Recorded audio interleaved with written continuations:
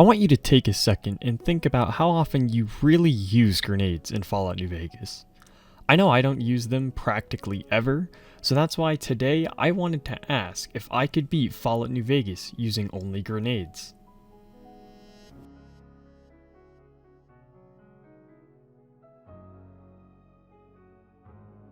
To start with, I named my character Mr. Bombastic. Before I get into the run, I'd like to explain what I mean by grenades. I don't just mean the typical frag grenade, but anything that is in the thrown explosive category on the Fallout wiki. So you're going to see me using a lot of different grenade types on this run, whether it's microfusion cell grenades, frag grenades, dynamite, incendiary grenades, all sorts of random grenades that I happen to pick up. Any sort of thrown explosive is what I'm going to be using this run. My special stats were mainly focused on intelligence, luck, and perception, since perception boosts explosives, and a little bit of everything else just so that I have it. My tag skills were explosives, repair, and science. I thought I needed science to craft microfusion cell grenades, but I was wrong. So, that was a waste. My two tag skills that I picked were skilled and good-natured, since the -5 to explosives didn't really matter to me that much.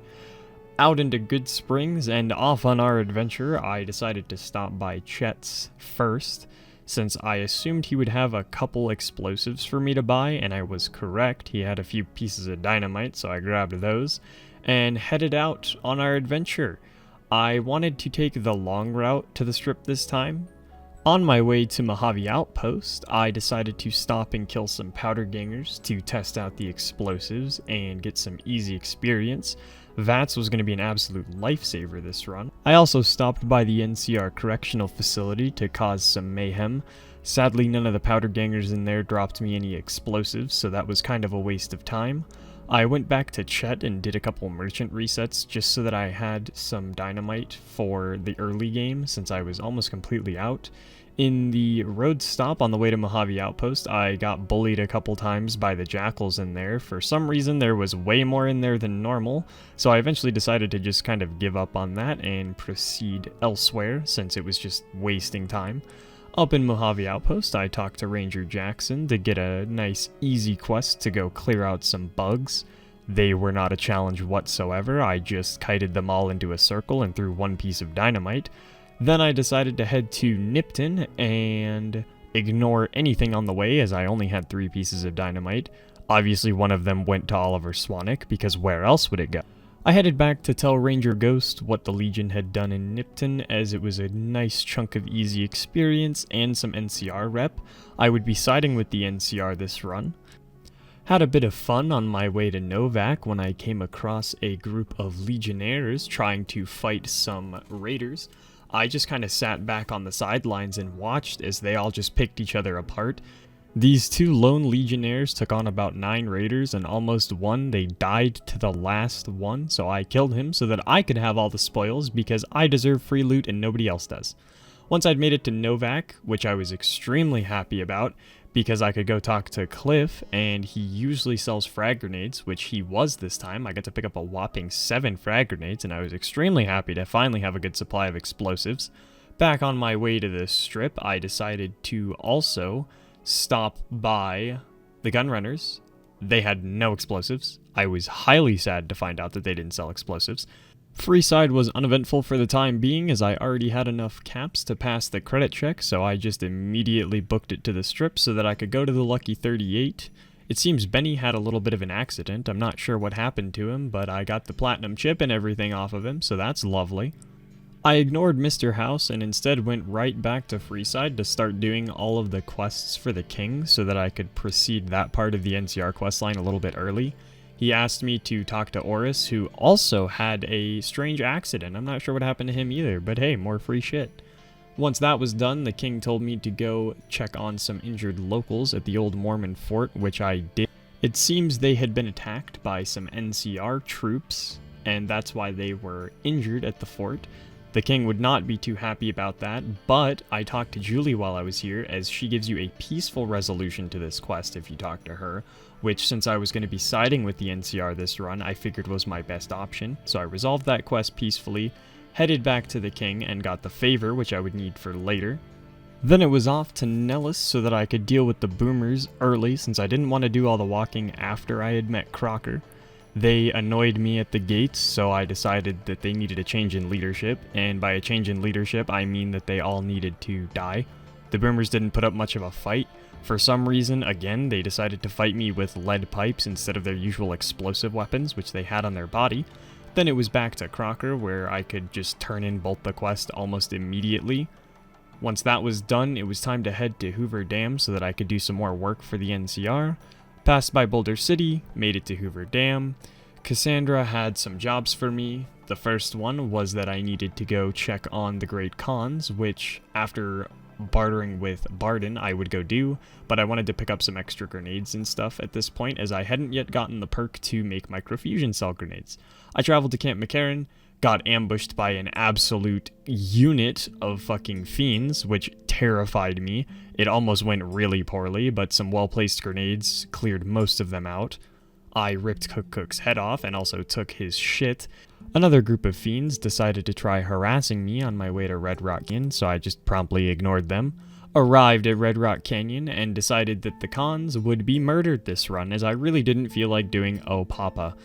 The Khans were pretty simple. I just reverse pickpocketed Papa, and then they got angry, so a couple more grenades, and they all died. Nothing much I can say here. The footage speaks for itself. The microfusion cell grenades that I was able to make at this point were very, very effective. I didn't actually realize these were that effective. So after killing off some stragglers, it was back to Hoover Dam. My quest broke for a little while, so I had to fix it with some console commands, because it didn't want to mark the Great Khans as being dead. I made some more MFC grenades, and then proceeded to head to the Omertas and murder all of them as well.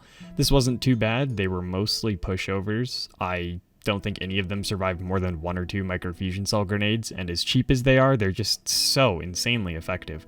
I highly recommend using these in any playthrough. I also got assaulted by someone who was in the floor, which was kind of terrifying. After that, I went back to Cassandra so that I could get the next quest, which was to deal with Mr. House. I left Mr. House out of his tube, as I figured it was the biggest form of punishment I could give him, and I didn't really feel like wasting a grenade on him. Once I was done with that, it was time for the fun part. I had to go deal with the Brotherhood. And boy, oh boy, let me tell you, the Brotherhood was not fun at all. Not because of the challenge itself, but because how grenades work.